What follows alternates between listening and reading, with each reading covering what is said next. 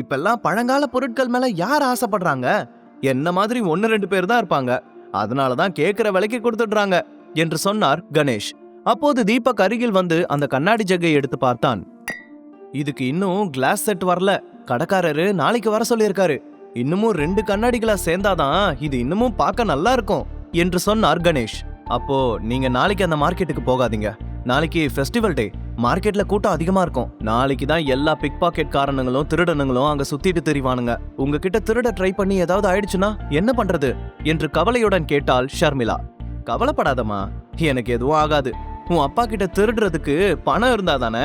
நாளைக்கு நான் போய் அந்த 2 கிளாஸையும் வாங்கிட்டு வரேன். இல்லனா அத வேற யாருக்காச்சும் கொடுத்துருவாங்க.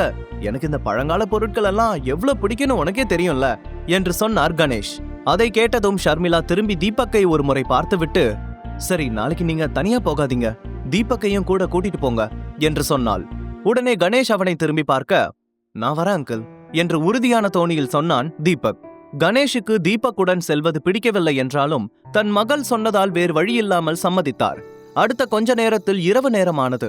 அடுத்த நாள் காலையில் கணேஷுடன் வெளியில் செல்வதால் தீபக் எல்லா வீட்டு வேலைகளையும் சீக்கிரமே முடித்து வைத்துவிட்டு தூங்கச் சென்றான். காலையில் ஷர்மிளா தீபக்கையும் கணேஷையும் பழைய மார்க்கெட்டில் டிராப் செய்துவிட்டு அங்கிருந்து அப்படியே ஆபீஸுக்கு கிளம்பி சென்றாள். கணேஷ் இறங்கி மார்க்கெட்டுக்குள் நடக்க தீபக் அவருக்கு பின்னாலேயே நடந்தான். அந்த மொத்த இடமும் பயங்கர கூட்டமாக இருந்தது. பழங்கால பொருட்கள், பழைய வாகனங்களின் ஸ்பேர் பார்ட்ஸ், பழைய புத்தகங்கள் என்று எல்லாமே இந்த மார்க்கெட்டில் குறைந்த விலையில் கிடைக்கும். அதனாலேயே இந்த மார்க்கெட் சென்னையில் ரொம்பவே பிரபலமானதாக இருந்தது. தீபக் பல வருஷமாக சென்னையில் இருந்தாலும் இது போன்ற ஒரு மார்க்கெட்டை அவன் இதற்கு முன்பு பார்த்ததில்லை. இங்கே பணக்காரர்கள் முதல் ஏழைகள் வரைக்கும் எல்லோரும் வருவார்கள். ஏனென்றால் இங்கே காணப்படும் பொருட்கள் விலை மதிப்பற்றவையாகவும் அதே சமயத்தில் மிகவும் பழமையானதாகவும் இருக்கும். தீபக் அந்த மொத்த இடத்தையும் நோட்டம் விட்டு கொண்டே சென்றான். சில இடங்களில் மக்கள் பேரம் பேசிக் கொண்டிருப்பதையும், சில இடங்களில் சண்டை போட்டுக் கொண்டிருப்பதையும், ஆங்காங்கே திருடர்கள் தப்பித்து ஓடுவதையும் கவனித்தான். அப்போது கணேஷ் ஒரு பெரிய கடையை பார்த்து அதற்குள் சென்றார். அந்த கடை முழுவதும் பொருட்கள் கொட்டி கிடந்தது. பழங்கால கண்ணாடிகள், கடிகாரங்கள், சிலைகள் என்று பல வகையான பொருட்கள் அங்கே குப்பையை போல கொட்டி வைக்கப்பட்டிருந்தது. கணேஷ் தீபக்கை பார்த்து, தீபக், என்னோட திறமை என்னன்னு உனக்கு இன்னைக்கு காட்டுறேன். என் கூட வா. மார்க்கெட்ல எப்படியெல்லாம் பொருட்களை வாங்கணும்னு நான் உனக்கு கத்துக் கொடுக்கறேன். இதெல்லாம் உனக்கு தெரிஞ்சா இதவே நீ ஒரு தொழில்ல பண்ணலாம். அப்புறம் உன்னை யாரும் எதுவும் பேச முடியாது என்று சொல்லிக்கொண்டே கடைக்குள் சென்றார். உள்ளே பெரிய வெள்ளை குர்த்தா அணிந்தபடி கடையின் முதலாளி உட்கார்ந்திருந்தார். அவரை பார்த்து அருகில் செல்லும் போதே வழியில் 2 கண்ணாடி டம்ளர்கள் மீது அவருடைய பார்வை சென்றது. உடனே அதை கைகளில் எடுத்து தடவி பார்த்தபடி, இததான் நான் தேடி வந்தேன். இவ்ளோ சுலபமா இந்த கிளாஸ் கிடைக்கும்னு நான் எதிர்பார்க்கவே இல்ல.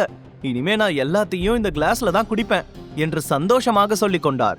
அந்த கண்ணாடி டம்ளர்களை பார்த்து கொண்டே கணேஷ் நேராக உரிமையாளரிடம் சென்றார். அப்போது தீபக்கின் கண்கள் கண்ணாடிக்கு பின்னால் இருந்த ஸ்டிக்கரின் மீது விழுந்தது.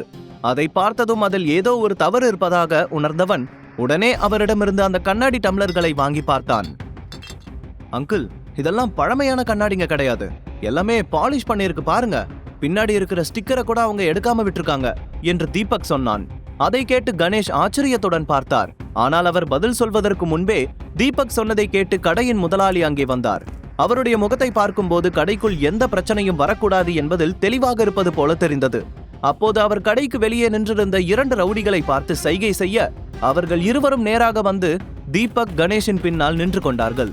அவர்களை பார்த்த கணேஷ் பதட்டத்துடன், இங்க பாருங்க, பாலிஷ் பண்ணின பொருட்களை எல்லாம் பழங்கால பொருள்னு சொல்லி மக்களை ஏமாத்துறீங்க. அதை பத்தி கேட்கலான்னு நினைக்கிறதுக்குள்ளேயே ரவுடிங்களை வர வச்சு மிரட்ட பாக்குறீங்க. இப்படி எல்லாம் பண்ணனா கண்டிப்பா நான் போலீஸ்ல கம்ப்ளைண்ட் பண்ணுவேன் என்று சொன்னார்.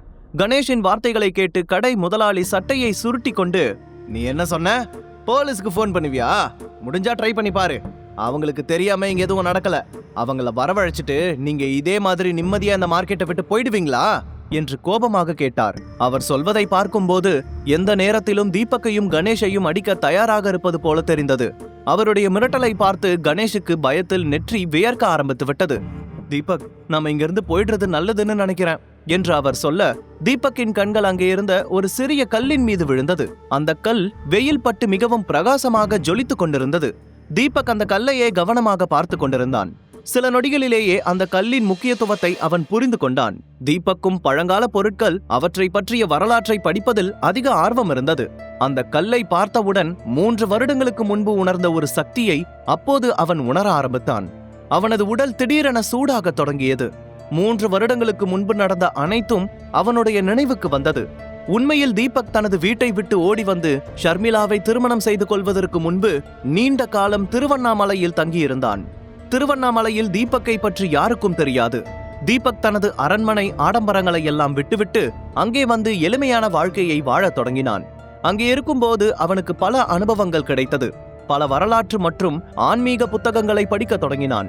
அதையெல்லாம் படித்து பயிற்சி செய்ததற்கு பிறகு பழங்கால பொருட்களை ஒரே பார்வையில் கண்டுபிடிக்க தொடங்கினான்.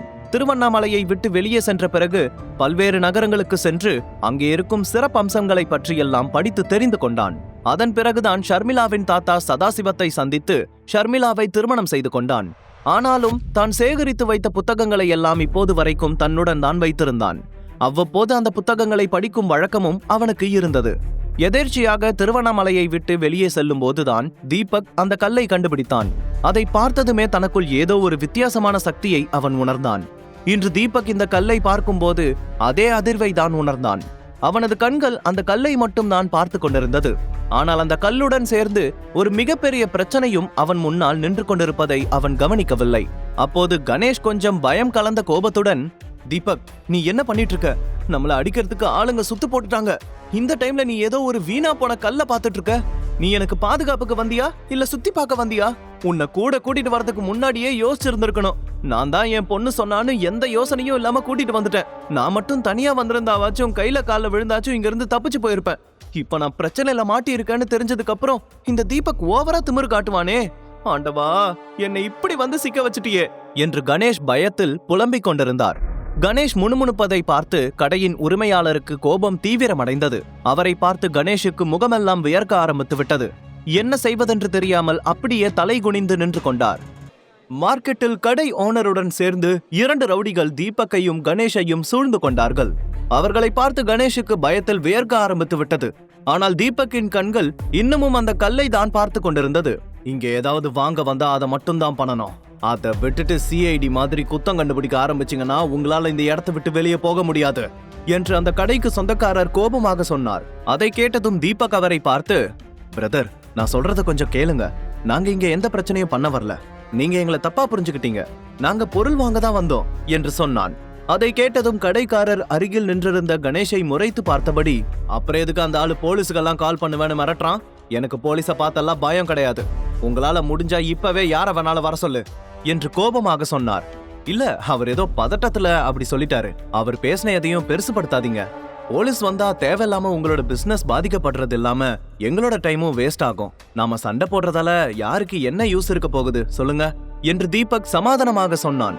அவனுடைய வார்த்தைகள் கடைக்காரரை கொஞ்சம் சாந்தப்படுத்தியது. பரவாயில்ல, ரொம்ப புத்திசாலியா தான் பேசுறீங்க. வியாபார நேரத்துல நானும் புதுசா பிரச்சனையை உருவாக்க விரும்பல. சரி சொல்லுங்க, உங்களுக்கு என்ன வேணும்? நான் இன்னமும் நிறைய கஸ்டமர்ஸை கவனிக்கணும் என்று அந்த கடைக்காரர் சொன்னார். ஒரிஜினல் கண்ணாடி ஜக்குன்னு சொல்லி நீங்க என் மாமாவை ஏமாத்திருக்கீங்க. அதுக்கு பணமும் வாங்கியிருக்கீங்க. ஆனா நான் அந்த பணத்தை திரும்ப கேட்கல. அதுக்கு பதிலா எனக்கு இந்த கல்லு வேணும் என்று அந்த கல்லை கை காட்டி சொன்னான். உடனே கடைக்காரர் அந்த கல்லை கையில் எடுத்தபடி அருகில் நின்றிருந்த ரவுடிகளை திருப்பி அனுப்பிவிட்டு கல்லை கவனமாக ஆராய்ந்து பார்க்க ஆரம்பித்தார். ரவுடிகள் விலகி சென்றதும் கணேஷ் நிம்மதி பெருமூச்சு விட்டபடி, நல்ல வேலை, இந்த ரவுடிங்க திரும்ப போயிட்டாங்க. தலைக்கு வந்தது தலப்பாகையோட போன மாதிரி தீபக் எப்படியோ அவங்கள சமாதானம் பண்ணி அனுப்பிட்டான். முதல்ல எப்படியாவது இந்த இடத்தை விட்டு போகணும் என்று சொல்லி தீபக்கை திரும்பி பார்த்தார். தீபக் அவரை பார்த்து லேசாக சிரித்தபடி, இன்னமும் கொஞ்ச நேரத்துல இந்த இடத்துல இருந்து போயிடலாம் என்று சொல்லிவிட்டு திரும்பி கடைக்காரரை பார்த்தான். அப்போது அவர் அந்த கல்லை முழுவதுமாக ஆராய்ச்சி செய்துவிட்டு சிரித்தபடி, பிரதர், உங்களுக்கு உண்மையிலேயே ரொம்ப ஷார்ப்பான கண்ணுன்னு நான் ஒத்துக்கிறேன். ஆனா இந்த கல்லு ஏற்கனவே உடைஞ்சிருச்சு. உடைஞ்சு போன கல்ல யாரும் வாங்க மாட்டாங்க. நீங்க அதை கவனிக்கலன்னு நினைக்கிறேன் என்று சொன்னார். உடனே தீபக் சிரித்தபடி, அந்த கல்லு உடைஞ்சதுனாலதான் நான் கேட்கிறேன். எனக்கு அதுதான் வேணும் என்று சொன்னான். சரி, அப்படின்னா அதை நீங்களே எடுத்துக்கோங்க. ஆனா இது அந்த கண்ணாடி ஜக்கு மாதிரி கிடையாது. இது உண்மையிலேயே ரொம்ப காஸ்ட்லியான கல்லு. ஆனா நான் உங்களுக்கு இத 15,000 ரூபாய்க்கு கொடுக்கறேன் என்று சொன்னார் அந்த கடைக்காரர். பிரதர், இப்பதானே அது உடைஞ்சு போச்சுன்னு சொன்னீங்க. ஏற்கனவே நீங்க கண்ணாடி ஜக்க ஒரிஜினல்னு சொல்லி ஏமாத்திருக்கீங்க. அதுக்கு பதிலா நான் இதை எடுத்துக்கிறேன். உங்க மேல தப்பு இருந்தும் நாங்க எந்த பிரச்சனையும் பண்ணாம இருக்கோம். அதுக்காகவே நீங்க இதை எங்களுக்கு சும்மா கொடுக்கணும். இருந்தாலும் பரவாயில்ல, அந்த கண்ணாடி ஜக்குக்கு கொடுத்த காசுல பாதியை இந்த கல்லுக்கு எடுத்துக்கோங்க என்று சொன்னான் தீபக். அதை கேட்டதும் கடைக்காரர் சிரித்து கொண்டே, நல்லா பேசுறீங்க. உங்களுக்கு உண்மையிலேயே எது உண்மை எது டூப்ளிகேட்னு நல்லா தெரிஞ்சிருக்கு. சரி, இதை நீங்களே வச்சுக்கோங்க என்று சொல்லும் போதே பின்னால் இருந்து, அந்த கல்லு ரொம்ப நல்லா இருக்கு, அதை நான் வாங்கிக்கிறேன் என்று ஒரு கணீர் குரல் கேட்டது. உடனே எல்லோரும் டக்குன திரும்பி பின்னால் பார்த்தார்கள். அப்போது அந்த மனிதன் விலை உயர்ந்த வெள்ளை உடை அணிந்தபடி கையில் தங்க காப்பும் முகத்தில் கருப்பு கண்ணாடியும் அணிந்திருந்தான். அவனுக்கு பின்னால் சில செக்யூரிட்டி கார்ட்ஸ் கையில் வாக்கி டாக்கி மற்றும் துப்பாக்கிகளுடன் நின்றிருந்தார்கள். அந்த ஆள் சிட்டியிலேயே மிகப்பெரிய பணக்காரர்களில் ஒருவனான வெங்கட். வெங்கட்டுக்கு பழங்கால பொருட்களின் மீது அதீத ஆர்வம் இருந்தது. அதனால் அடிக்கடி அந்த மார்க்கெட்டுக்கு வரும் பழக்கம் இருந்தது. உடனே அவன் முன்னால் வந்து கடைக்காரரை பார்த்து, பிரதர், நான் அந்த கல்லை வாங்கிக்கிறேன், விலை என்னன்னு சொல்லுங்க என்று சொன்னான். தீபக் வெங்கட்டை பார்த்ததும் ஒரே நொடியில் அடையாளம் கண்டு கொண்டான். அவனுடைய வார்த்தைகளை கேட்டு கடைக்காரருக்கு என்ன பதில் சொல்வது என்று தெரியவில்லை.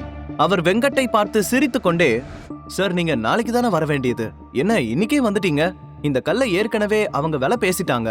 அதுவும் இல்லாம அது உடஞ்ச கல்லு வேற. இதை விட உங்களுக்கு நல்ல நல்ல ஐட்டங்களை காட்டுறேன், நீங்க உள்ள வாங்க என்று சொன்னார் கடைக்காரர். எனக்கு அந்த கல்லு தான் வேணும். உனக்கு எவ்வளவு பணம் வேணும்னு சொல்லு, நான் கொடுக்கறேன். அந்த கல்லை இப்பவே என்கிட்ட கொடு என்று சொல்லி வெங்கட் ஒரு கட்டு 500 ரூபாய் நோட்டுகளை கடைக்காரரின் முன்னால் நீட்டினான். முழு கதையையும் கேட்டு மகிழ பாக்கெட் FM ஆப்பை டவுன்லோட் செய்யுங்கள். லிங்க் டிஸ்கிரிப்ஷனில் கொடுக்கப்பட்டுள்ளது.